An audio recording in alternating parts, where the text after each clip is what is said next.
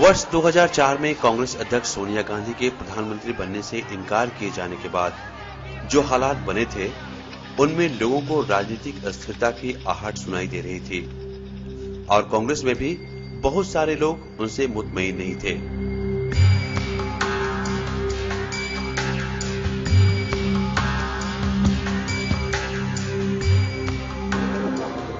साथियों, पिछले 6 वर्षों में मेरे मन में एक बात हमेशा साफ रही है और मैं कई दफे कह भी चुकी हूं कि मेरा लक्ष्य प्रधानमंत्री का पद नहीं है।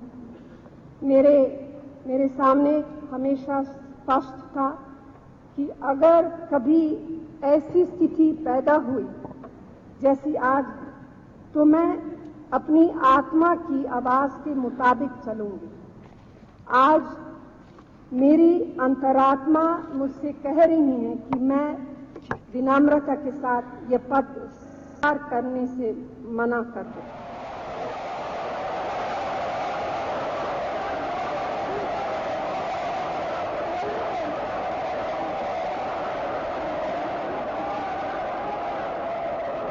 उनसे मैंने पूछा था, अब आप जीत गई हैं, आप प्रधानमंत्री बनेंगी, और उन्होंने मुझे बताया कि जो मैं 6 साल से सोच रही हूँ वही मैं आज सोचती हूँ। राजनीति में आना नहीं चाहती थी पहले, और जब आई तब उनका लक्ष्य कभी ये नहीं था कि पद हासिल करना है या सत्ता हासिल करनी है, कभी नहीं रहा ये लक्ष्य।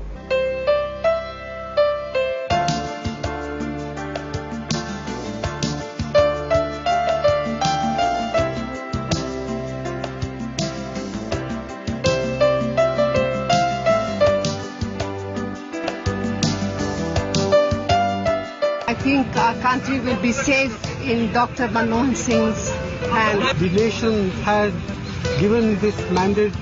The mandate was for Srimati Sonia Gandhi.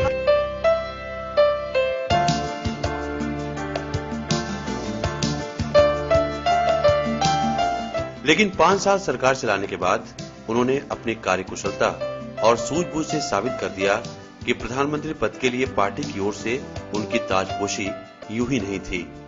Bharat में आर्थिक सुधारों के जनक माने जाने वाले डॉक्टर मनमोहन सिंह इससे पहले देश के वित्त मंत्री, योजना आयोग के उपाध्यक्ष और रिजर्व बैंक के गवर्नर भी रह चुके थे। उन्होंने कुछ समय के लिए दिल्ली विश्वविद्यालय में प्राध्यापक के रूप में भी अपनी सेवाएं दी। संयुक्त राष्ट्र संघ में भी उनके द्वारा किए गए कार्यों को काफी सराहा गया। डॉक्टर सिंह का जन्म 26 सितंबर 1926 को अविभाजित भारत के पंजाब प्रांत के चकवाल जिले में हुआ था। उन्होंने पंजाब विश्वविद्यालय से इकोनॉमिक्स में एमए करने के बाद आगे की पढ़ाई कैम्ब्रिज और ऑक्सफोर्ड जैसी प्रतिष्ठित विश्वविद्यालय में पूरी की। वर्ष 2004 में जब उन्होंने प्रधानमंत्री का पद संभाला तो उनके सामने सबसे बड़ी चुनौती देश में बढ़ रही आर्थिक विषमता और सांप्रदायिक वैमनस्यता की खाई को पाटनी थी। उससे पहले एनडीए सरकार के दौर में देश गुजरात की सांप्रदायिक त्रासदी को झेल चुका था। मुल्क की गंगा जमुनी तहजीब तार तार हो चुकी थी। कांग्रेस राष्ट्रीय स्तर पर पहली बार सांप्रदायिक शक्तियों को अलग थलग करने के लिए यूपीए नाम के गठबंधन की आधारशिला रखकर उसमें वैसे दलों को शामिल किया जिसमें विचारधाराओं का विरोधाभास जरूर था, लेकिन सांप्रदायिक सद्भाव को कायम रखने की नीति पर उन दलों के विचार कांग्रेस के बिल्कुल साथ साथ थे।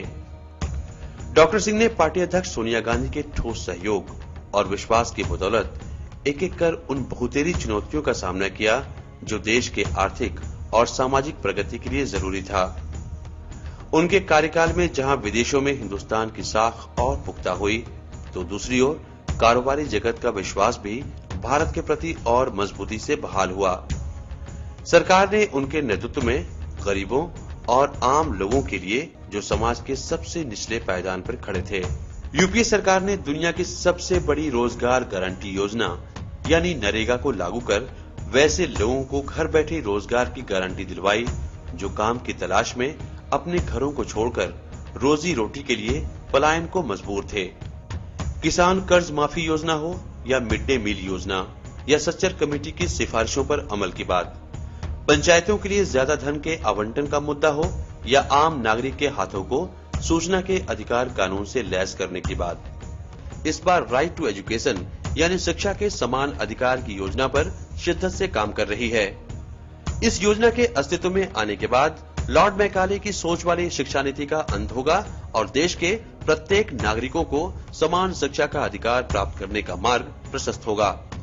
देश के प्रतिष्ठित अखिल भारतीय आयुर्विज्ञान संस्थान को व्यापक रूप देने की योजना के तहत सरकार इस तरह के संस्थानों को देश के वैसे राज्यों में ले जा रही है जहां स्वास्थ्य सुविधाओं की हालत अच्छी नहीं है।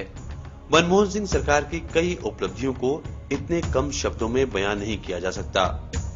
इसके अलावा सरकार ने शिक्षा और स्वास्थ्य के क्षेत्र में भी काफी काम किए।